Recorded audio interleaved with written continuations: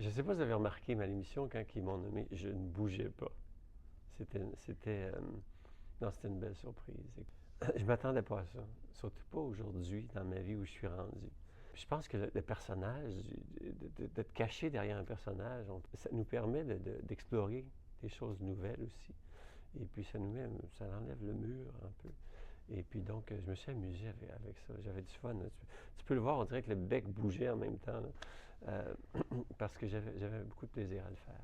Bien, en fait, il y a 2 ans, j'avais écrit un livre autobiographique qui raconte un petit peu ma vie. Là. Après, quand je suis parti, moi, je suis parti en 97 et j'étais allé à Nashville. Ça a été des années, on appelle à mon âge, des années de vache maigre, où je vivais dans ma voiture et puis ça a été des années difficiles. Mais à travers les années, j'ai pas mal pris des notes de tout ce que je faisais. Puis je sais, un jour, j'ai dit, je vais partager ça. Puis j'ai écrit ça il y a 2 ans.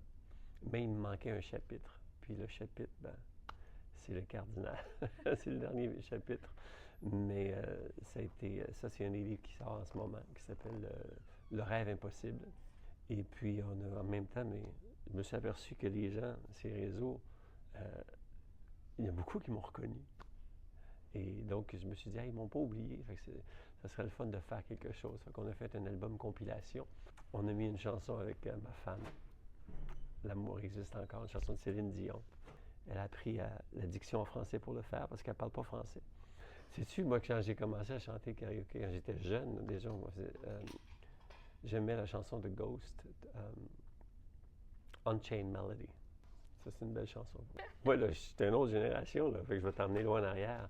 Je peux te dire que quand j'étais jeune, à 17 ans, j'étais en amour d'Olivia Newton-John. Et même que, j'en parle dans mon livre, parce que je suis parti à 17 ans de la maison, pensant que j'étais pour me marier Olivia Newton-John. Je suis parti avec, je pense, 800 dollars canadiens en autobus à 17 ans pour aller en Californie. Un petit gars de la ferme, là, qui connaissait rien, très, très naïf. Mais je suis parti avec un de mes copains, puis on a découvert la Californie à 17 ans en février, et c'était froid.